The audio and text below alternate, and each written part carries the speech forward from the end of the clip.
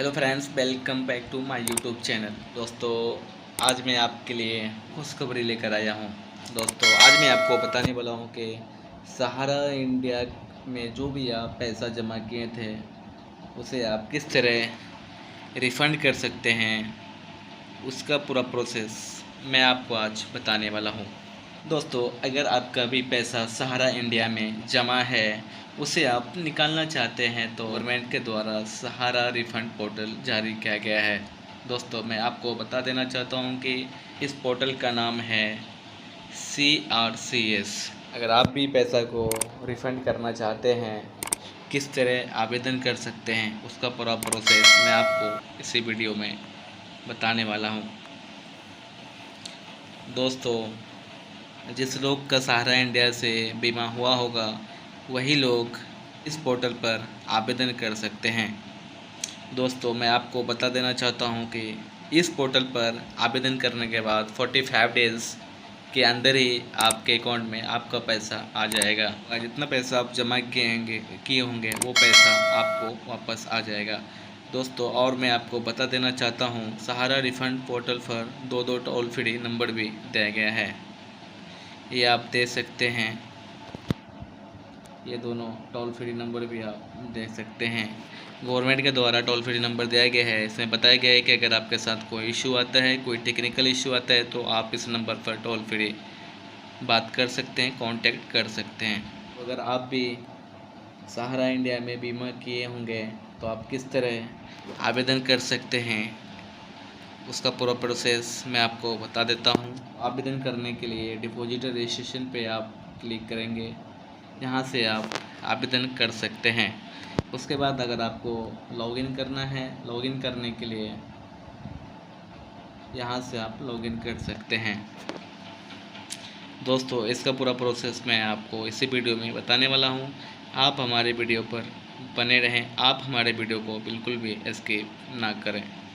चलिए दोस्तों, मैं आपको स्टेप बाय स्टेप बता देता हूँ। मैं आपको ये भी बता देना चाहता हूँ कि सहारा रिफ़ंड पोर्टल पर आवेदन करने के लिए कौन कौन से डॉक्यूमेंट्स ज़रूरी है, मस्ट है आपके लिए, उसकी भी मैं आपको जानकारी दे देता हूँ।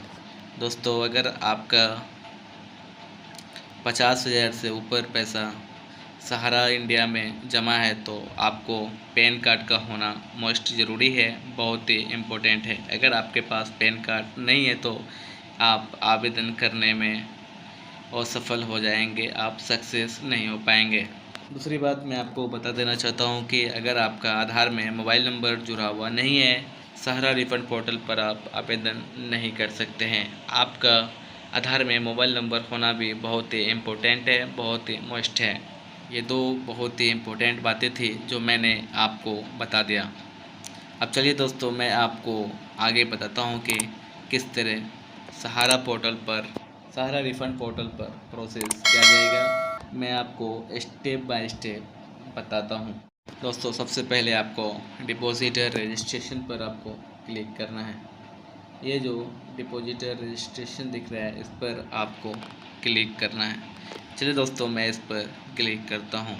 रजिस्ट्रेशन करने के लिए आपके पास आधार नंबर का लास्ट 4 डिजिट होना ज़रूरी है। उसके बाद आधार में जो मोबाइल नंबर दिया हुआ था उन्हें भी आपको डालना बहुत ही ज़रूरी है।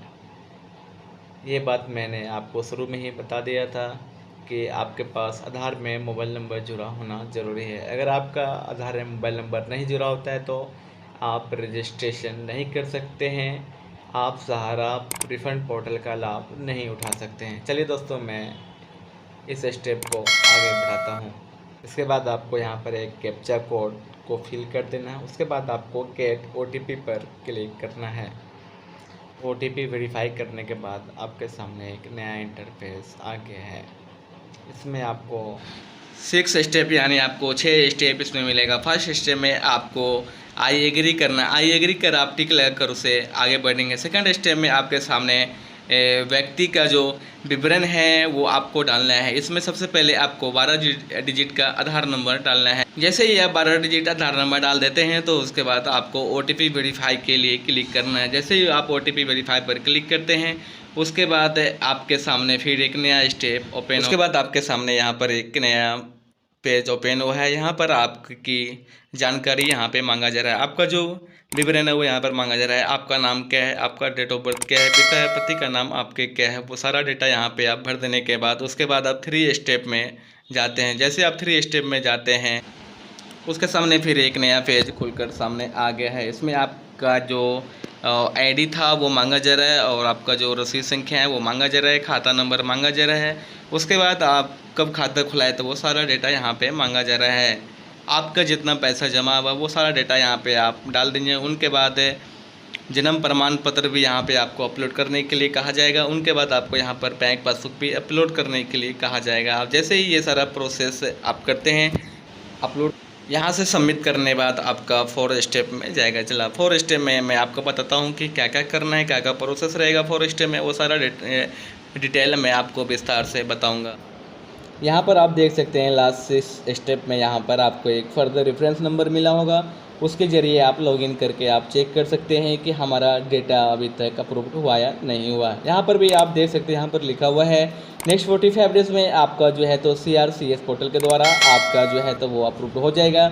अप्रूव्ड जैसे ही होता है वैसे आपके अकाउंट में डायरेक्ट अमाउंट पेड हो जाएगा। अब चलिए दोस्तों, मैं आपको मिलता हूँ अगले वीडियो में।